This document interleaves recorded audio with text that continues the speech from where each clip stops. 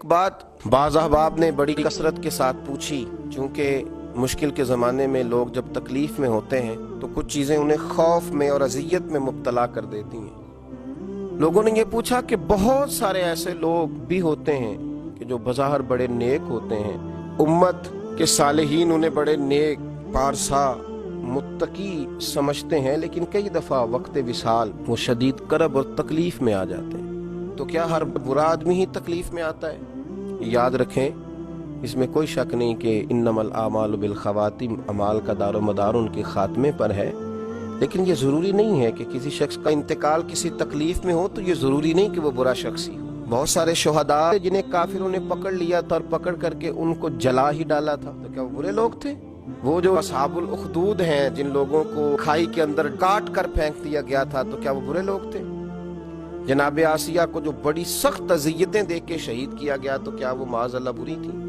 तो याद रख लें कि बहुत सारे लोग ऐसे होते हैं। क्या लोगों को वो वक्त भूल गया है कि जनाब सैयदना अमीर हमज़ा रज़ी अल्लाह तआला अन्हु की आंखें काट दी गई थी, उनकी जुबान काट डाली गई थी, होंठ काट दिए गए थे, उनका कलेजा निकाल लिया गया था, और वक्त विसाल ये हाल था कि एक चादर के साथ जब उन्हें कफन दिया जा रहा था तो सर ढांपा जाता था तो पैर नंगे हो जाते थे, पैर ढांपे जाते थे तो सर नंगा हो जाता था। और उस शख्स की शान ये है कि अल्लाह के रसूल अलैहिस्सलाम ने 70 मरतबा उन पर नमाज जनाजा पढ़ी, और उनका एजाज ये है कि वो सैयदुश शुहदा कहलाए।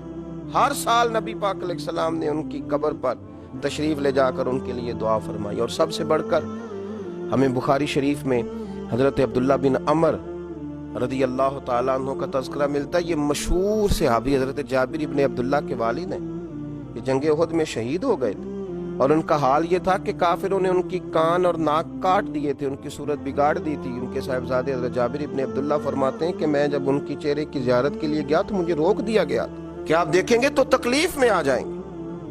लेकिन उनका एजाज ये था कि उन्होंने ना एक रात पहले ही, आप बुखारी शरीफ देखिए, हजरत सैयदना अब्दुल्ला ने अपने बेटे जनाब जाबिर इब्न अब्दुल्ला से फरमाया था, बेटा उहद के मैदान में, बेटा सुबह सबसे पहले ना मुझे शहीद किया जाएगा। एक दिन पहले बता रहे हैं, ये शान है उनके गुलामों की, तो फिर सरकार का आलम क्या होगा? मुझे रात को कह रहे हैं मुझे सबसे पहले शहीद किया जाएगा, और फरमाया बेटा अपनी बहनों का ख्याल रखना।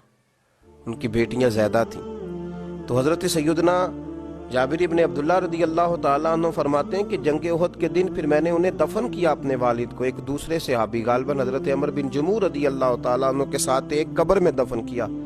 तो ये बुखारी शरीफ के अंदर आपको लफ्ज मिलेंगे। बुखारी में फरमाते हैं कि हमने उन्हें अपने एक और सहाबी के साथ दफन किया, तो 6 माह के बाद मेरा इरादा बना कि मैं उन्हें अलग कब्र में दफन न करूं।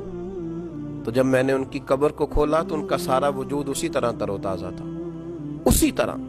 हालांकि उनकी हालत चेहरे की बड़ी खस्ता कर दी थी कुफार ने, बल्कि इस तरह की रिवायात भी मिलती हैं कि जब खोला गया उनकी कब्र को तो उन्होंने अपने जख्म पर हाथ रखा हुआ था। तो कहते हैं जब उनके हाथ को हटाया गया तो जख्म से खून निकलने लगा। इस तरह वजूद तरोताजा था। दोबारा हाथ वहां रख दिया गया तो फिर उसी तरीके से उनका खून बंद हो गया। फिर इसके बाद मदीना मुनव्वरा में नहरों की खुदाई के वक्त जनाब सैयदना अमीर मुआविया रदी अल्लाह ताला अन्हु ने जब कुछ चीजों को खोलने का कहा तो गालबन 46 साल के बाद फिर उनकी कब्र को खोला गया, तो फिर उनका जिस्म उसी तरह तरोताजा नजर आया। जमीन मैली नहीं होती, जमन मैला नहीं होता, और मोहम्मद के गुलामों का कफन मैला नहीं होता। तो नबी पाक सल्लल्लाहु ताला अलैहि वसल्लम के गुलामों को अल्लाह एजाज देता है कि ज़ाहिरी तौर पर उनके चेहरे अगर किसी वजह से किसी तकलीफ में, किसी आजमाइश में आ भी जाए तो इतना नहीं घबराएं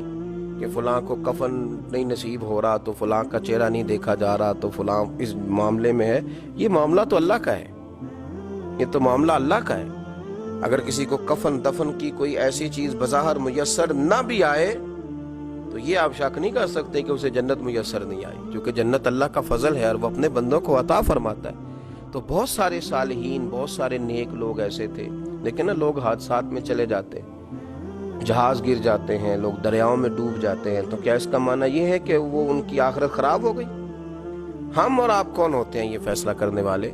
ये फैसले मेरे रब करीम के हाथ में हैं। मुसलमानों के बारे में अच्छा गुमान रखें, اور اللہ تبارک و تعالیٰ کے محبوب علیہ السلام نے فرمایا یاد رکھو رب فرماتا ہے میرا غضب زیادہ نہیں ہے، میری رحمت ہی زیادہ ہے۔